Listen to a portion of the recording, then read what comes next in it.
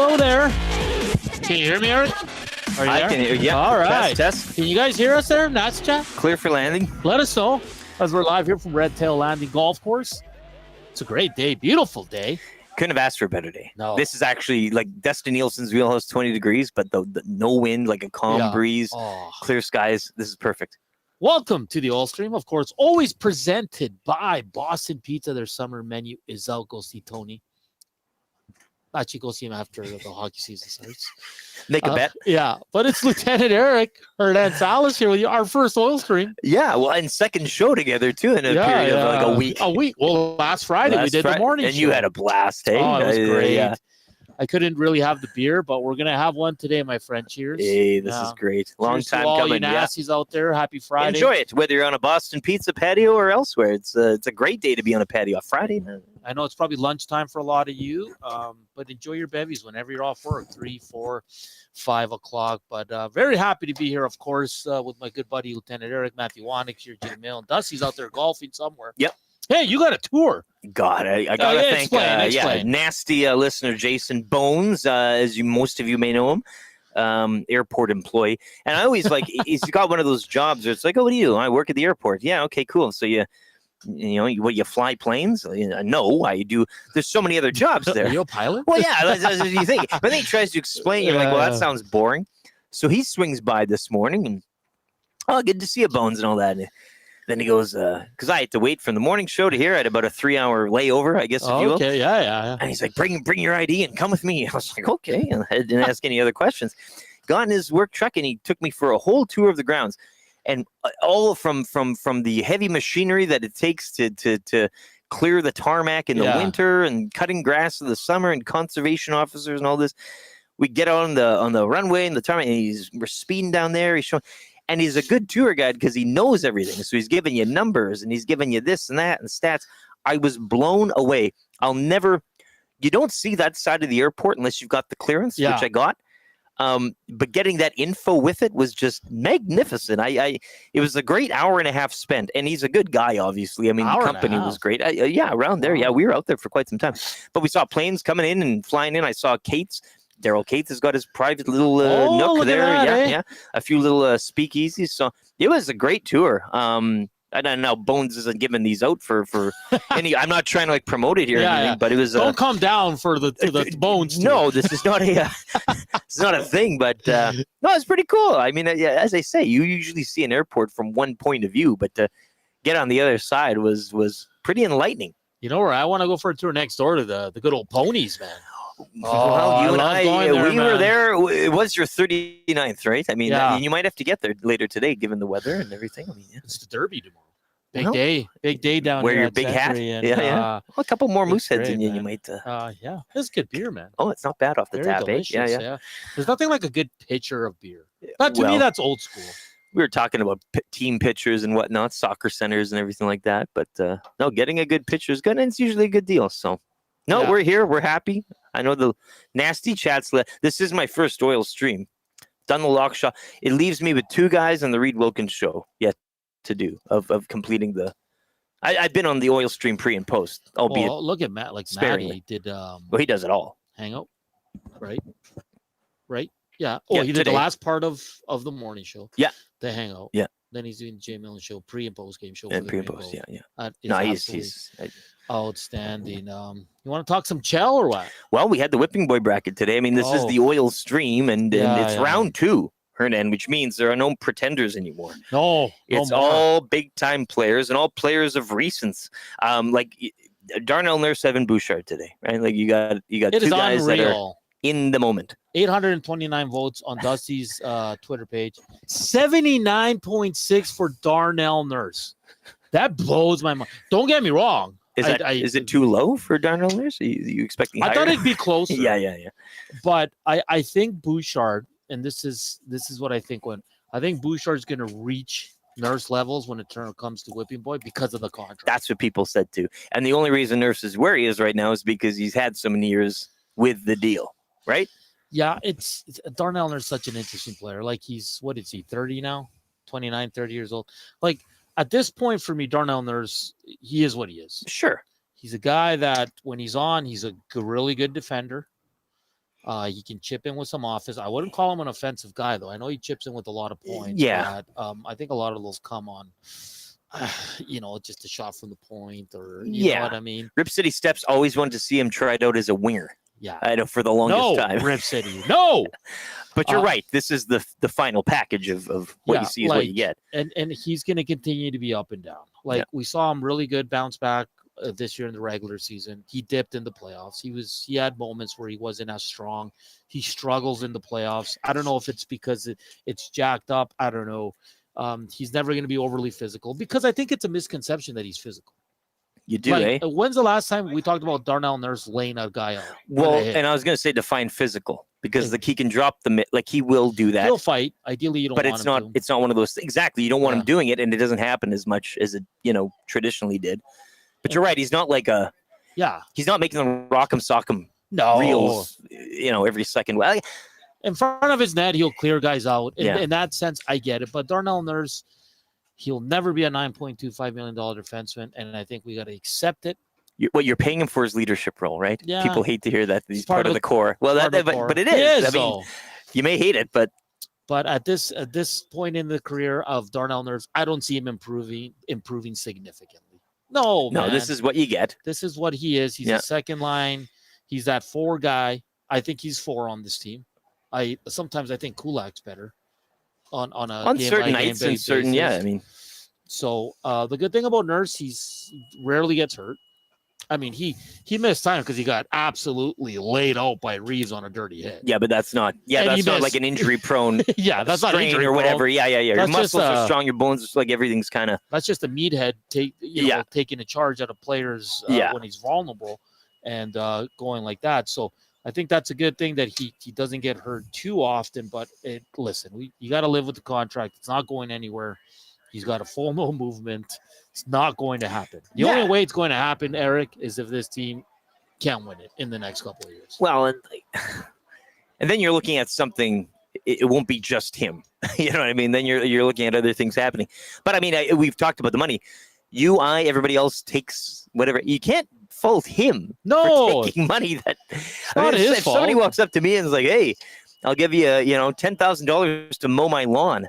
Well, yeah, I'll do it. And then you'll be like, well, that's not a $10,000 job. Well, no crap. Like what would be. So, but then, okay, so you move the conversation on to Evan Bouchard. Now RCN brought up a good point this morning that Nurse has never really done anything. You've never seen a game reflecting his money. Whereas Bouchard, you can argue you have seen games reflecting his money, right? I go back to that LA series. Bouchard was brutal in the first 2 games. Sure.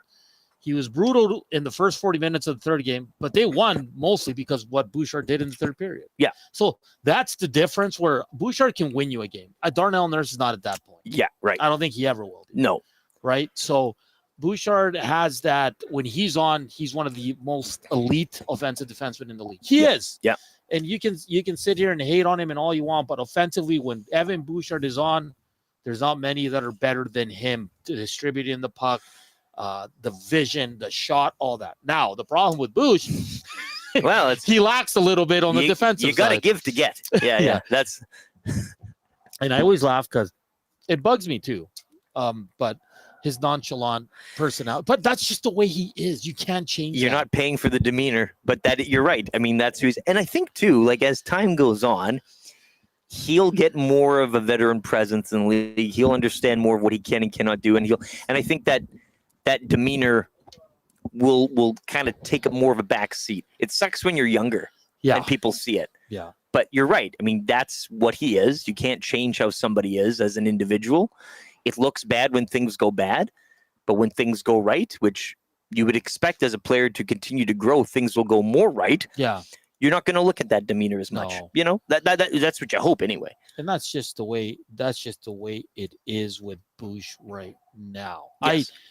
I did want to bring up something with Nurse, but I lost my train of thought, LT. Let me see if I can grasp it. Money. It's got to be about money. Yeah? Zedmo says, on his question, how much salary would the Oilers have to retain to trade Nurse?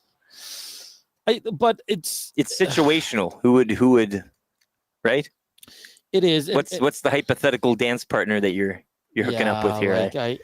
Because okay, let's look at Darnell Nurse right now, just quickly. He's 30 years old, guys, and he's got 5 years left on that monster 9.25 deal. So, he's got 2 more years, LT, where he cannot be traded, sent to the minors, or waived without the player approval. That's a full no. So, yeah. Starting in 2027-28, though, Okay. he has a 10-team no trade list. Let the countdown begin. So let's be real, though. Like, you might have to deal with just 2 more years of Darnell Nurse. And if it's not working, these guys haven't won a Stanley Cup. That's when Stan Bowman's going to be like, hey, Darnell, give me your list because we're going to try to move you. Yep. And like Zedmo says, I don't think you'd have to retain. I think the trade is a team that's, has a lot of room, needs a veteran presence for maybe 1-2 years. You might have to send some picks with it. Yeah. Right. Well, and the cap is also rising it's going too, up so too, that also helps alleviate things. But Zedmo follows up. But how much would another team value him? Dollar value. Well, I'm telling you right now, no one values Darnell Nurse. I don't even think the Oilers do at 9.25. No. Like, it was a bad deal. And what's interesting, Eric, and I tell this story all the time, like when he had the presser after he signed this monster deal, he goes, we were so close. We were working on a 4-year deal. They were going to sign him for 4 years, but what happened? Seth Jones, Zach Werenski, all those jabronis signed those big deals, and Darnell Nurse is like, wait. No, absolutely. I want what Seth Jones is getting. Yeah, and as should. And what are the Oilers going to do at that point? Yeah, of your team's evolution. You didn't have Ekholm. No. He was coming off a really good. It was the Canadian division. His best season. Exactly. Yeah. The bubble. Right. Bubble example. You knew Claflin wasn't coming back. Darnell Nurse was your number one guy, and now it's just, you know what I mean? It's just tough. What are you supposed to do? But if you compare Seth, because everybody's like, oh, Seth Jones is overrated, but you had to put it into context because he was on a bad team in Chicago. Sure. Look at him in Florida. He was far more effective than Darnell Nurse was. It's the company you keep. But again, going back to these times, and it feels like we have to defend it so much, and I understand the frustration, but get in a time portal, go back to that situation. What do you do? Yeah. What are you supposed to do? You're kind of you're hamstrung a bit, but I wonder if they don't sign him and let him walk if the Oilers fans are upset at that time with no Ekholm. Well, there would be something else to, yeah. I mean, right? Or again, play the game here. Where does he then go? What situation does he find himself in, and what player does he eventually become?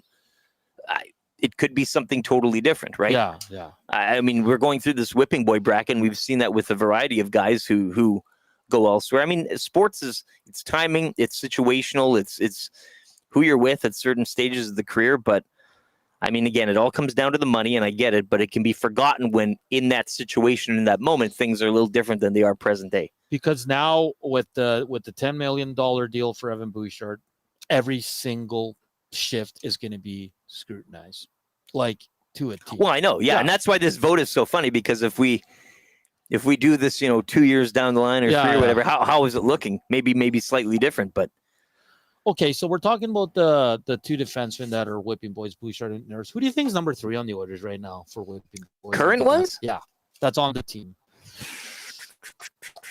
It's Ekholm, Wallman, Kulak, Emberson. That's tough to. Josh Brown.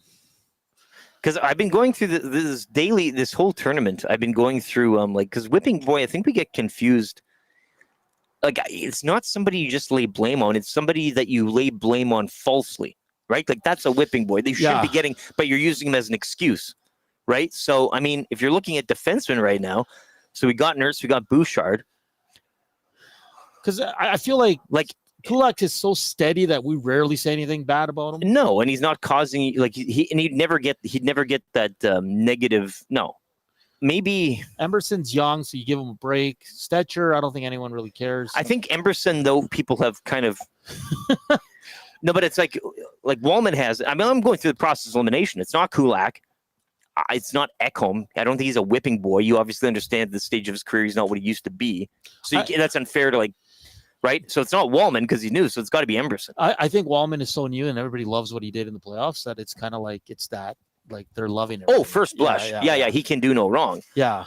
But I mean, I don't know. I think it's Emberson, and it's a weird answer because I don't think there really is one, but it would be him, given the fact that not much was really expected of him. Yeah. And yet still at certain times he's been asked to play maybe above his grade. Yeah. And then when he does that and things don't turn out well, then there's a bit of a respite or whatever. So I don't know. I'd say him. I guess. Is Wallman better than Nurse? Honest question. All around. Is Wallman better than Darnell Nurse? For the money. Money out of it. Okay, Let's just go on the ice. On the ice. Honest question for Nasty. 780-218-9999. Nasty chat. Slam that thumbs up for us as we're live here at Red Tail Landing Golf Course. You love these gotcha questions. I love it, man. Well, is Wallman all around a better defenseman than Darnell Nurse? Don't look at the money. Zedmo says yes. Yeah, Zedmo doesn't like Darnell. But I'm asking it because I'm kind of leaning with Zedmo. Like, I didn't know Wallman had a nasty streak. Like, he's feisty. Oh, yeah. Yeah, he's got some game. He's got some jam. Well, he's got the offense to match the defense. He's got the offense to match it. PK, I think he's got to be a little bit better, but Darnell Nurse is not very good on the PK. No. So, that's I'm sure he can grow into a leadership role if asked or required, you know. Well, no one's answered outside of Zedmo, so it's not that good of a question, I guess. Penner's Pancakes comes in, our good buddy. I would say let's see Wallman and Nurse in a full regular season and then make a more educated analysis. Well, Penner's, come on, man. That's so funny. He's trying to get you yeah, here. Man, you're trying to rope people being into far too rational right now. Hey, the Neff is in. Is he? Neff in the inbox here. Hi, it's my two favorite guys. What up, Doe? Didn't Nurse have 1 year left on his prior contract before signing his $9 million deal? He asks. Yes, he did. Did he? Yeah. Yes, I think so. Yeah. Smitty the Walder says, I agree with LTE. People don't understand what a whipping boy is. That's why this tournament is kind of taking, and that's fine. Say it again. Well, okay, so we're just looking at this as like who's like you're looking at these polls every morning, and I think Dustin words them in a way too. Yeah. I'm not slamming Dusty here or anything. Whipping boy bracket, round 2. Who was/is the more criticized Oiler? But it's not a criticized Oiler. It's unfairly. Like a whipping boy is, you're getting the blame just picking on him where you shouldn't be. You know, because it's your fault they're not winning a cup. Where it's like you're just using him as a piñata excuse. Like people, Puljujärvi. Like that is a true whipping boy in a sense. Yeah, because he was. You can say he wasn't good or whatever, but it's not like people would blame him for things that's like, well, I mean, because Nurse and Bouchard's criticism is fair. Yes. We're not picking on them. No. But you just changed my whole whole life right now. You can change your whole voting. I know that there's a few round 1 matchups where I'm like, well, if you're just looking at most criticized, I'd vote for this guy. But if I'm looking at a whipping boy, like Dubnyk, right? Like Sure. He was around at a time where you weren't. It's not like he was to blame for anything losing because they weren't trying to really win anything. You weren't in that. Arnett for me is one where he was one of their best players. Yeah. People didn't like because there was rumors he was a party guy. But what's that to anybody? Well, who cares at this point? And if as long as you're good on the ice, yeah. And if you're not really in this is funny now too, because these current players are in a window to succeed. So there's a lot of blame to go around if you don't. But when you're talking about like Decade of Darkness, well, now you're looking at that roster and you're saying he's to blame. But Schultz. it's like, sure. But it's like, no, it's whole roster construction, it's management. So that's, I think the whipping boys exist when you suck, not so much as when you're this, because. So what you're saying, it should be the most criticized Oiler. If we're doing that, that's fine. Yes. Yeah. But again, I'm with, who is it? Smitty. I think, we're a little confused at the definition of a true whipping boy. That's really good. I never thought of it that way. It was JP's stick and jersey number that should be the whipping boy, Rob from the Grove. See, that's exactly those are the whipping boy examples. Penner's Pancake says Chia v. Skinner will probably be the final 2. Like, is Skinner a whipping boy for you? Like on this team, that's a good example. Because you could argue that it is, because we do this all playoffs long, where somebody's in his camp and somebody's not in his camp, and I think you can make an argument either way. The only difference with Skinner is because this year I worked the whole year on pre. You get a good mirror into this, yeah. The only difference with Skinner compared to Bush and Nurse is that every loss was Stuart Skinner's fault. Right. So that's a whipping That's boy. a whipping boy. Yeah. Exactly. Because it wasn't anything else. It was it wasn't for everybody. No, but and some maybe were. Yeah. But to blanket that. Yeah. So I think Skinner might win this, man. I could see Skinner winning it for sure. But I mean, I think the unadulterated hate for Peter Chiarelli also might just get him over the line. Because Chiarelli, because he's not a whipping boy, because you can literally blame him for the moves. For everything. Like that's fair blame. So that's not a whipping boy. He got McDavid, right? They went to the playoffs that 1 year, and then it completely fell off the rails in large part to what he did to this team. Yes. So that's fair criticism. That's fair criticism. It's not. So it's not. Yeah, and that'd be a whipping boy. Like, have you told Dusty your thoughts on this? He doesn't listen to what I say. I just he goes, "We'll get to it." I'm like, oh yeah, but no. But hey, I mean, we call it the whipping bracket. It can be most criticized. That's fair. Like, I mean, that's fine. But I think people's voting sides with that. You see two names, and immediately you're like, well, who do I hate more? Or who do I blame more for the current state? This one says Dusty struggles with the true definition of a term. See, gentleman suite per Reed Wilkins. Well, that's a loose definition at best. Penner's Pancake says, "Where's Chief and Shaggy? I assume they'll be back for start of season." Yeah, well, they all come crawling back out of the woodwork when it's bad. Well, yeah, exactly. That's what a troll. You live under a bridge, and then you come out when people want to cross it. This one says, "Yep, Skinner should win this thing hands down. The epitome of a whipping boy. So much unwarranted criticism. Is he a top tier goalie? Nope. But he's held to that standard. As Agreed. Far as Nurse, I think Nurse has better boots than Wallman. Okay, that's fair. No wrong answer here, I guess." Zedmo says Chiarelli, like Kenny, wasn't afraid to pull the trigger, but missed the target more. And look what Holland's doing in LA right now too. Like it started bad. Well, I know, but he gave Dumoulin and CC some crazy deals. And now what Brant Clark, like there's I mean, so hey, shine on you, crazy diamond. But it is funny that guys do we all look at our war charts and our projections of how a deal is going to go down, and you can always say, well, we know what's going to happen before it happens. But sometimes in life things take a turn that you do a deal based off a thought or a piece of info, and then it doesn't turn out that way. But yes, Zedmo, I agree, it is kind of missing the target more, because Kenny missed his fair share of targets too. You could argue that some people would say Holland is a whipping boy in some conversations for why this team hasn't crossed line, but he's also done it more good, I think, than bad. I mean, he said in 5 years, I want to take this team to the finals. He did exactly what he said. You just ran into and he did some bad moves. But you ran into a literal, what do they call them? Those concrete barriers in the middle. I mean, that's what are you going to do? If you played any other team in the East in the finals, right? They win. So Chiarelli literally set this team back years after going to the playoffs. Yeah. But that's why he's not even a whipping boy. He's just criticized. Like it's easy to whip him. We gotta pass this on to Dusty.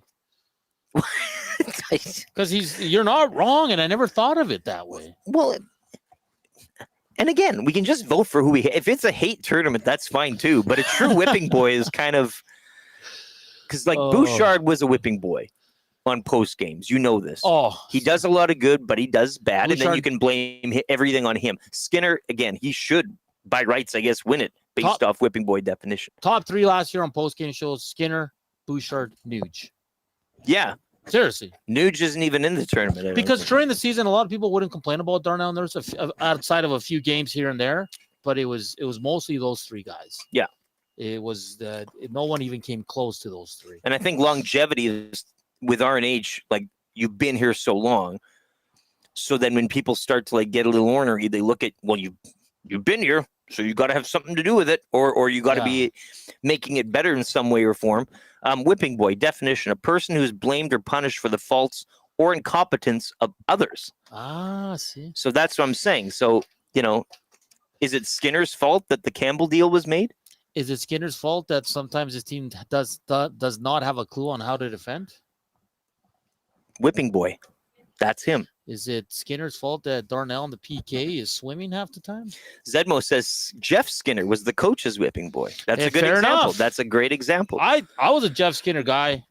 Well, but you can tell he wasn't a Bowman guy and he wasn't a Knobloch guy. But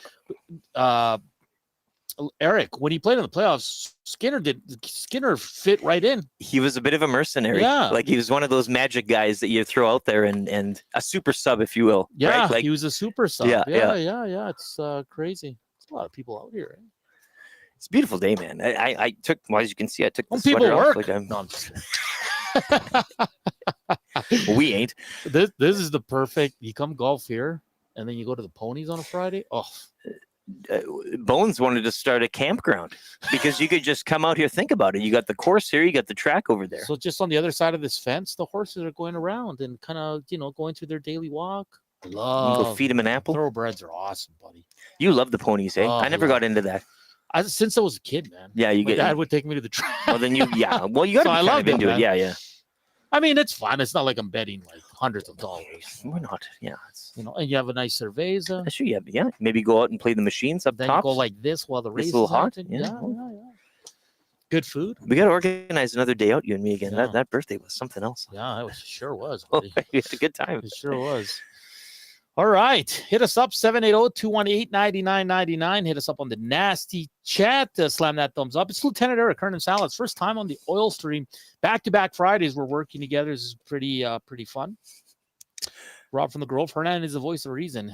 That's not a that's Do you bad usually thing get when that I'm here? a Yeah. voice of the Boy, reason, what is right? going on? So it's going to be interesting. We're so close to the season starting, Eric. Are you ready for hockey? No. I know. Well, I just looking at the temperatures too next week, like 28 degrees. I'm like, man, I stretch, and I know like Summer's arrived finally. well, shoot, you can get this in October now. Like that's no sweat. But Maddie and I always talk about the sports seasons overlapping in the Yeah. spring and the fall, like Yeah. And yes, like lots of stuff starts up, but with that, it's like the sign of like bye-bye to this. Like I hate waiting for my car. I hate walking outside and having to tense my shoulders. I hate having look, we could all be in worse situations, but with hockey season comes winter, and I've never been one to be like celebrating that. I hate Hockey is here to get us through winter. Yeah. It's not like Yeah. you know what I mean. Like that's there to give us take the attention away. It's not something you necessarily look forward to. So, but I know the show, and I know we're all in on it, and that's fine. And again, It's the moneymaker. well, people are talking too. Like this off season, since you've been to 2 straight Cup finals, right? Lost to the same team. It's kind of storybook stuff. I thought last year too. I said no team will be motivated. No team has a better story going into like the Oilers because they'll want to get back. Unfortunately, they got back against Panthers. But what have you made of this off season? Due to the fact that again the cap will be going. Like is this one of those seasons where you kind of you've been slamming it in like 4th gear here, and now you're just gonna maybe go back to 3 or 2 for Exactly. Yeah. They're setting up for next year. Yeah. They're going to play some youth. Not going to cost them money. Yeah. They're going to get See where that cap you'll space. still be in a great position. You might even have a run. Yeah, I think the Oilers, again, I think they're not as good as what the team finished last year in the playoffs. And I think that's fair. I don't think they're as good. There's too many question marks up front. I think the decore's solid with the 7 guys you have, possibly 8. Yeah. I think goaltending, I mean, they've done the job the last 2 years to get you to the playoffs, to game close to the finals and close to a win. I know Skinner has to improve, and Pickard's your steady Eddie, but trust me, I think if Skinner's not off to a good start once again, they will make a move during the season because they can't let this get away. It gets too hot. Yeah. It's way too hot. I think they will be a playoff team, but I think it's an early exit this year for the Oilers, and they're kind of setting their – it's not that they're looking at this season as a wash because no professionals do that. No. I'm saying it as someone who covers the team and watches the Especially team. in a window. Yeah, I think this year, I don't think they're going to their 3rd straight Stanley Cup final. I think they're going to take a step back, but I think with all the cap room they'll have and the cap going up, that 2 years from now, that's the team that's going to make a run once again. Savoy and Howard both in your top 6, or how does that shake out, do you think? Well, they got to earn it. Yeah, I know. Can't just give it to them. No. I'm with you too. You can't just plop guys in there and just say run with it. But this is not a up and coming team. This is a Stanley Cup contender team. And if they're not ready, they're not ready. Yeah. It's plain and simple to me. But you don't have a lot of options, Eric. Like, we all know Podkolzin. They love playing him with Draisaitl, but he doesn't produce. He's your workhorse, yeah. though. That's he's there for a reason. Is Mangiapane going to work with Draisaitl? Is he going to work with McDavid? We don't know. Yeah. Because when they signed Skinner and Arvidsson, I said, holy, that second line is going to be the best line in hockey. We all were kind of thinking. And it didn't work. Yeah. So when I look at this team, I think up front, I think there's too many question marks still, but That's not a bad thing. That No. just means you don't know. yeah. Prove us wrong, right? Like, I'll ask you this. I was thinking of this driving here. Like last year, I called it a Stanley Cup Finals hangover. They started really slow. How do you see this team starting this year? Like I'm not betting on this team starting good. Whatever shoot or gate they're coming out of, Four Nations, Olympic breaks, season start, series start, whatever it is, they just don't. Let's keep this in mind too. There were some weddings, right? There was a wedding, a big one, a lot of honeymooning, and not a lot of time off. Not a lot of time off again. A lot of question marks, as you said, which means there'll be some time to figure things out, which would suggest to me that, I mean, look, it's a game played on ice with a little piece of rubber. Things can go a lot of different ways. But if I were to take a wild stab, I'd probably say it's not a strong start. No. Not a coming out of the gate 9-0 or something like that, and hellfire blazing. But I think, the team by the end will be. I don't care really how you start. I know it's all cliche how you finish, but this team will be in the question coming near the end of the season, whatever it is in the like, I don't know what you rank the Pacific as right now. I know Vegas goes out and get Marner, and I don't know, the Kings will be weird. They're always in the mix, but they should be in there when all's said and done. But I really don't expect like fireworks coming out of the gate, and I don't think. And what do you need that for, really? Again, we know this team, much like we were talking about Darnell Nurse. You know that they're not fast starters. You know they ease their way into it. You know that they know what it takes now 2 times to get there, and when to accelerate, and when to kind of take their foot off the gas. And look, regular season hockey in the fall isn't necessarily something that they feel like is. Now I know people drive from out of town, they spend money. Oh, you want to get in? That's all great, and we all think of that as athletes, but they know when to pour it on. They know when to kind of ease off, and those are times when you really don't need it. And I'm not saying that they go out there and purposely lose or whatever the case is, but they know that they're a team, and that's it's dangerous thinking, because. But do they want to be chasing again? Well, and that's just it, and you can't do it all the time. I think they've worked themselves into this mentality that we're so good, or that there's a couple of front end guys that are so good that we can always kind of find our way back into the mix. But you're playing with fire. Yeah, that you're playing with a hell of a fire there. So I don't know. Big Uke says 6-3-1 first 10. Mike Torrance says 4-4-2. I'm looking more of that 4-4-2. I'm not saying they're going to crash out of the gate, but I'm just not expecting like a fast, like, oh boy, this is. They are slow starters. Yeah. Like you said, coming out of breaks, whatever. I think it's going to take some time for the young guys to get going. Yeah. I think goaltending defense going to have to hold them for a bit. I'm just looking. Hyman might not be ready. Yeah. McDavid and Draisaitl are probably going to have to be on fire to lead this team early in goals, because Nuge is dipping in production.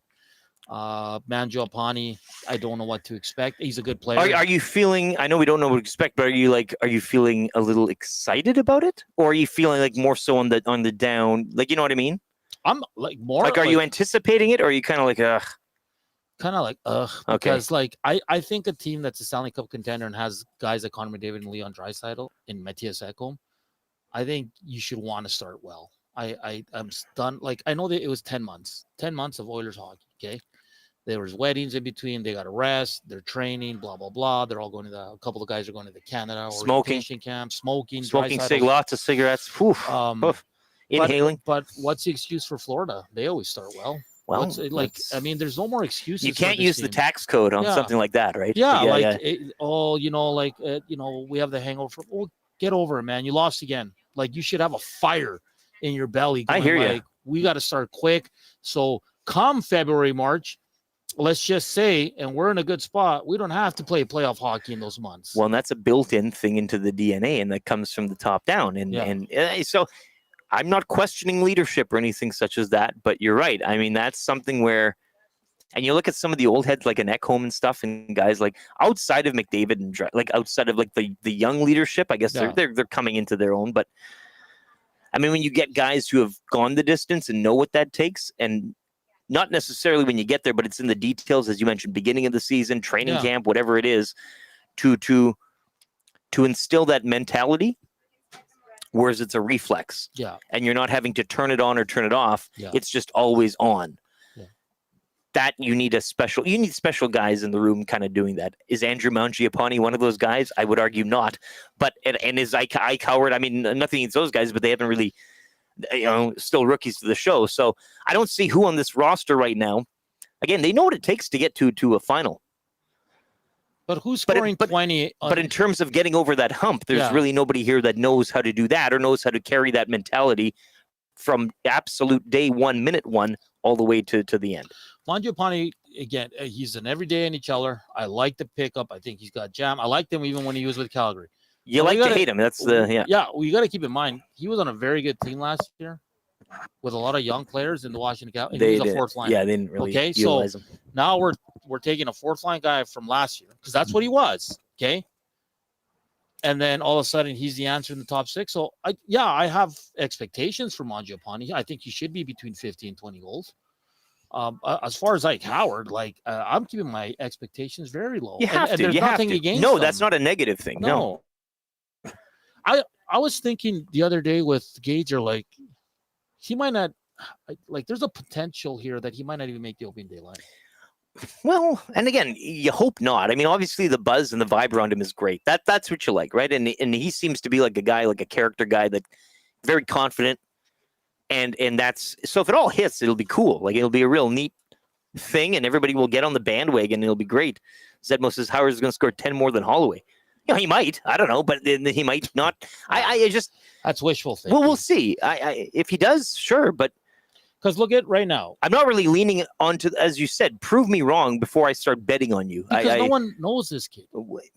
Seriously, a lot of these guys do it. We've seen the list from guys that win the Hobie, and it's hit or miss. It can be. And Caulfield. I mean, there's a lot of good examples, and of course I want Ike Howard to do well. We all do, but like Zedmo says, he's going to score more than Holloway based off what? That's the thing. And this guy's never played a pro game in his life. I appreciate your bullish shout on him. That's nothing against you either. You can say that. I can say he'll score 50 more than Holloway. But it's just, so there's too many questions. Yeah, I look at it this way. Nuge, McDavid, let's say Hyman's healthy, Mangiapane, Draisaitl, Podkolzin, Frederick, Henrique, Janmark, Kapanen. That's 10 guys. They're all going to be in the opening day lineup, okay? Yeah. That leaves 2 spots for Savoy, Howard, Lazar, and Tomasek. Okay, I think Savoy has the upper hand on Ike just because he has pro experience. He's played with this team. Yes. He kind of knows what to expect. Had a good thing with Draisaitl there. Yes. For a bit, eh? And then Knobloch, we all know Knobloch likes his vets. So for me, is he going to want to go with Lazar over an Ike Howard in that first game? Well, because he's not sitting Janmark. Well, you know that. You might not like it, but he's not sitting Kapanen. Nope. So is he going to go with the Lazar who can kill penalties, a little bit more veteran to get off on the right foot than a young? I'm not saying Ike Howard won't make the team. I'm saying there is a potential. He might just be the 13th forward out, maybe for the first couple games. Yeah, and you could understand based off what we know of Knobloch and how he coaches and how he does the lineups. You don't have to like it. You don't have to agree with it, but you can also assess it and realize it, and that might be the route. More Holloway. I still think they will lean towards load management, Penner's Pancake says, for a deep run as opposed to chasing division title or home ice. Maybe. And that's the Panthers too. You don't need to really, who cares? You get in the dance. Sounds like Kachuk's going to be out for a while. That's the Hyman too, though. Well, the curse of the NHL video game, right? Isn't that what they say there? Curse. So I don't know, man. This team's a playoff team. Absolutely. Yeah. And we'll see what they do when they get there. That'll be. I think Savoy's going to be really good.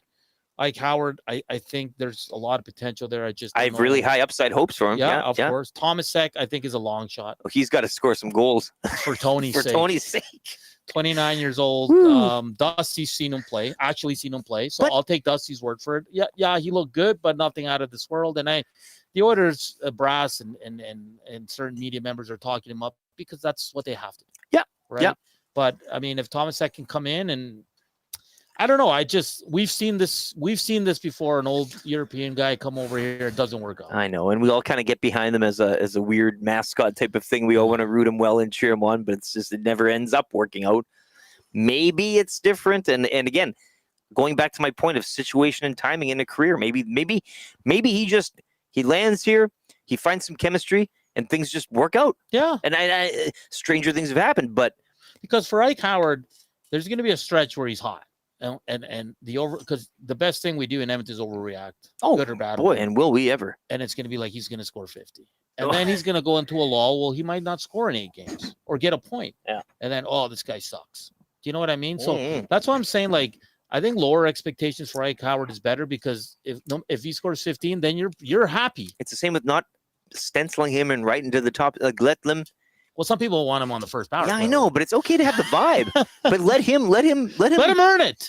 You can have the outline of the vibe. Let him fill that in himself and join in for the ride. Yeah.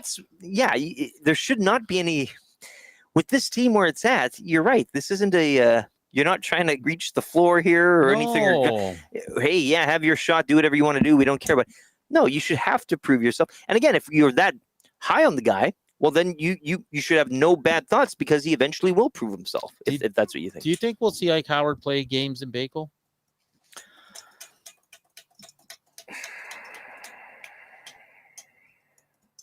Man, I really stumped you with that one. Well, it depends. Like, again, there's situations where maybe that could happen, and there's situations where, like, I'll say sure, but not many. Yeah, might see a stint. Sure.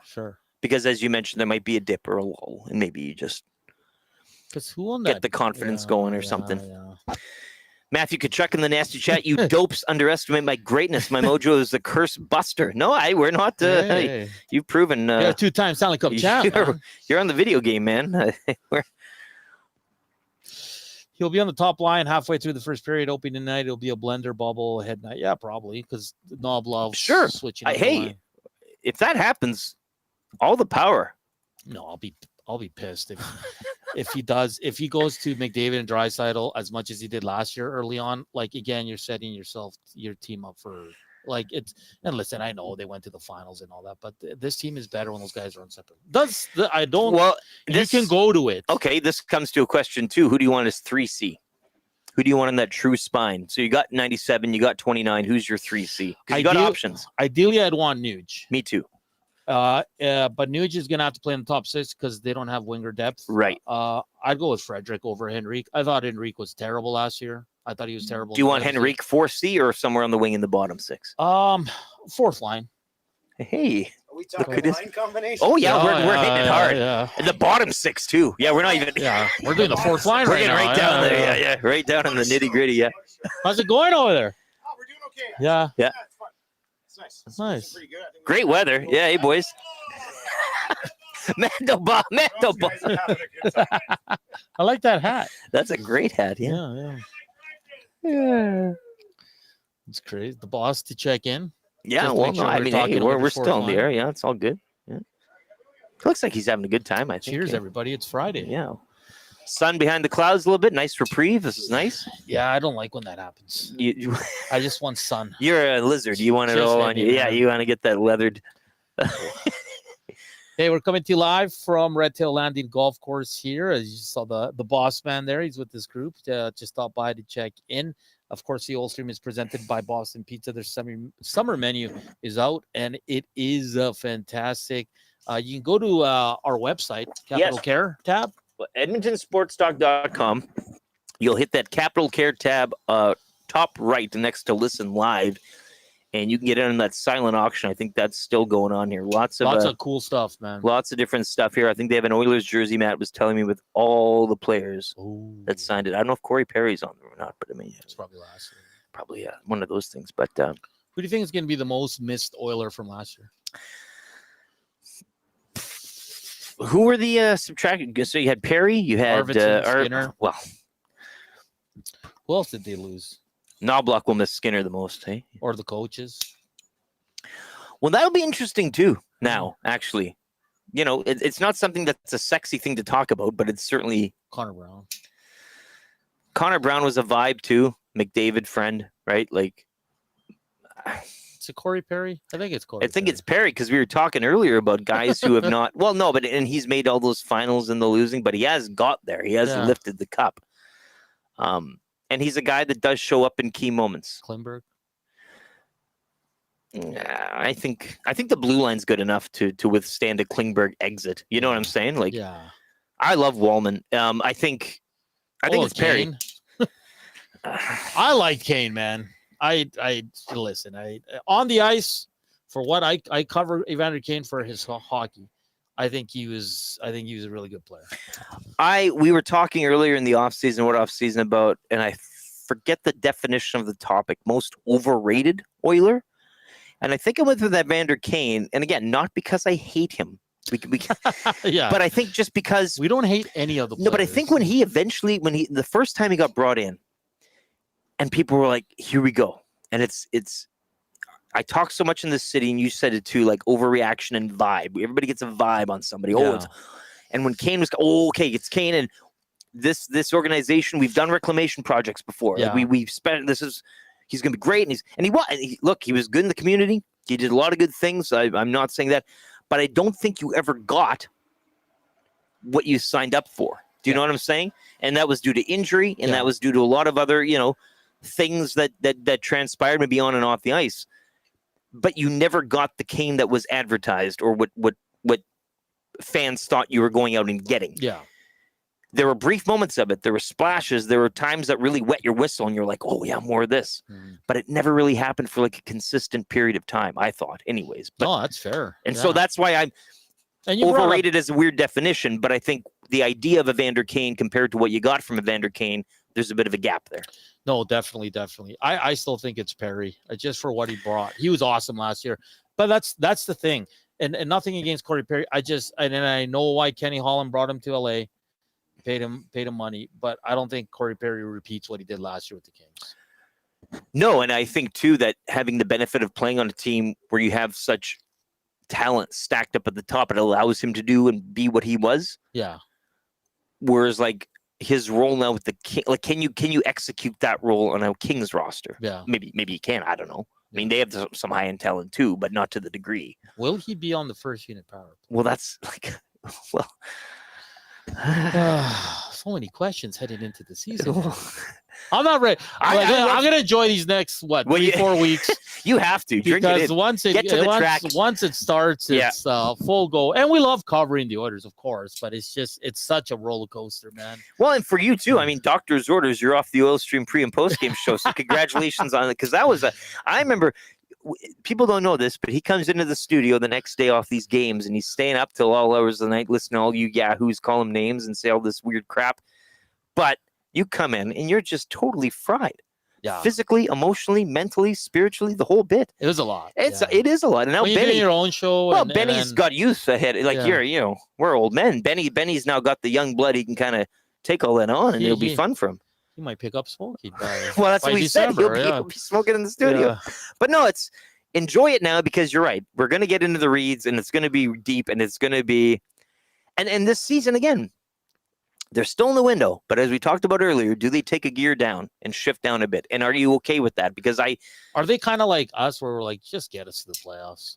Do you know that's what Maddie said last year. Yeah, that's nobody. What I mean. Nobody gives a damn piss about the regular season. And again, division, I don't care. Yeah. Get in the postseason. Do a little load management. They haven't won the division twice and gone to the finals. Work out a league loophole if you must. I don't care. Do whatever you need to do to get to the playoffs at the best you can, roster-wise, and then take it from there. Because that's talk about in the CFL so much too. You get in the dance. Yeah. Like there's some leagues you get in the playoffs. Nothing's for like you get a wild card spot in MLB where you lose it. Like that's. You play 162 games to get to a point, then you're done. This, you get in the playoffs, you got a puncher's chance just like everybody else. Yeah. And then now you might draw a card but it doesn't matter. You're still playing a 7-game series where things will suss themselves out. So I think for this team and the way they're positioned and built, you get to the playoffs and a vibe. And again, when you have the home crowd here and the vibe that this market gives you, it's too good. You went on the tour, did you? Oh, you're going now? Enjoy. I feel like I should be paying you money. Playoffs. You know what, Eric? It's our show today. I'm gonna just your Riders, big game this weekend. Calgary. Oh, baby. In Calgary. Weather's gonna be great. 8-1. Yeah. The only team that's beat him has been the Stampeders. Yep. What are you thinking for tomorrow, my friend? Well, I'm not thinking too much, but my stomach is doing a lot of somersaults. I will say this, man. It's easy to look at records and say who's the best team in the league, and you can power rank and all that. I still have, since they beat them, and they beat them handily, as the Calgary Stampeders, because they won the physical matchup. They won both sides of the line of scrimmage.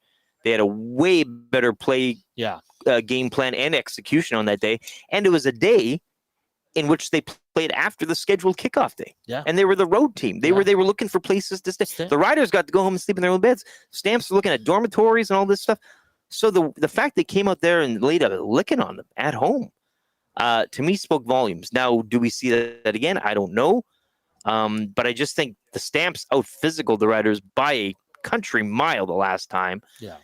And until the Riders can show otherwise, I mean, the Riders might have revenge on their mind. Well, and that would be it too. And I know that they're expecting a big crowd. Obviously, McMahon, it's the old Christmas Bowl, the green v red. I know a lot of Rider fans. Obviously, what do you call somebody from Saskatchewan living in Calgary? Boss, because there's so many people that live there and work there. But so there'll be people. It's a rivalry game. Looking forward to it. And then the good old back-to-backs with the Bombers. Well, it's a big 3 weeks. Oh, man. It's a big 3 weeks. And if you want to be the best, you got to beat the best. And right now, as I'm saying, Calgary beat them once. So they're, in my opinion, power ranking better than them. And the Bombers, I mean, traditionally over the last few years, I mean, they eat their lunch usually in these Labor Day contests, and specifically the Banjo Bowl, which I boycott because I don't like watching a national network make fun of where I'm from. But they shouldn't be, because it's racist. And so, anyways, but they usually, that's when the Bombers, like Schoen's practicing again, like they're coming back. They're feeling good. But they lost Dembski and Stearns, and Dembski's didn't look good. Like, I think it was a neck thing. Yeah, it looked like, and Stearns was his shoulder. I think it popped out. It was a bad ball by Colaros. He caught it, though. I don't know, man. So it'll be an interesting, and then with the Elks tonight, I'm pretty. I'm not even worried, man. You shouldn't be. I love you are such a cavalier. People, you'll come in the morning. People are like, oh, Moses. You're like, it's over. It's over. I don't even know why they're playing tonight. The Elks are going to win, and they're going to win big. Well, but that's the question, because they've squeaked out these last two. Or is this a big one? Is this like a foot down? CFL, it's so hard to win with your back. Chokehold. Even though Fajardo's their backup, I know. technically. No, but he's a starter. But he's a proven quarterback. Best backup in the league. Yeah. Which is not even anymore. No. So, I'm not even worried about tonight. Do you think, though, they romp them, though? Yeah, I do. Yeah. Crumbs. I like Crumb. I don't mind him either. They have too many injuries, man. Yeah. Both sides of the ball. Both sides of the ball. Their defense not very good either. They scare me on special teams. Yeah. Pimpleton is he return a missed field He goal? can break it. Yeah, he's a good player. Better be not he missed. I got Blanchard on my fantasy this week. Oh, you picked up Blanchard. Had to scrap heap him. Vinny B. Vinny B. Yeah. Vinny B. Need to start a Canadian, because Bo's on the bye, so Rourke goes in my QB position, which left the Canadian vacant. So no DeMonte Coxie. He's out. For the Argos. Oh, yeah. That's a big loss. That's a huge. They have a really good receiver. BC's gonna romp him, hey. I need a big day from Rourke and Hatcher, baby. Big stack. Well, Hatcher leads the league, buddy. Yeah, he leads the league, but he also leads the league in drops, I would assume. He's he's had the drops. You could get a lot more from him. He's left me frustrated at times, but good receiver. No, it should be. And again, like last night, sucks for Montreal. Like, they get good crowd support and everything, but it's like you're just too damn hurt right now. Yeah. Like, you're too beat up. They have a bye going into Labor Day. After Labor Day, they get the Ticats, and then they get the Riders. Oh, wow. So they're going to be tested. Yeah. Davis Alexander has to come back soon. Like, it's unfortunate, because they'd be way better. They're obviously. so good if they're healthy. Yeah. But in fairness, real football starts in a couple of weeks, right? So. Oh boy. God, I hate that saying. This has been fun. Yeah. When do you usually abort this show? Is it 5-2 or what? Right about now, before Coop yells at me. You have a show now with is Gage around here? No, he's off Fridays. Every Friday for the month of August. He just took it. Yeah. One of those guys, hey, that just takes the. So you by yourself? Yeah, me and Coop. Ice Cube. Yeah, unless someone wants to join me. I gotta get going. No, I would stay, but you've been up since 4 a.m. Those boys are going on the airport tour. Yeah. maybe we'll get an update on that. So, yeah, it's been fun though, man. Hey, Oil Stream, our first one. I love you so much. Man. Hey, thank you for tuning in, listening, watching, the thumbs up, all the messages. You guys are awesome. We did our best. And hey, we even talked about the other fourth line. Look at us. We're getting down in it. Yeah, we're growing up here right before your eyes. For Lt.Eric, I'm Hernan Salas saying thank you for watching us. This has been the All Street presented by Boston Pizza. Don't go anywhere. EST Afternoons is coming up 1 to 3, followed by the Reed Wilkins Show from 3 to 6. We'll talk in a bit. Bye.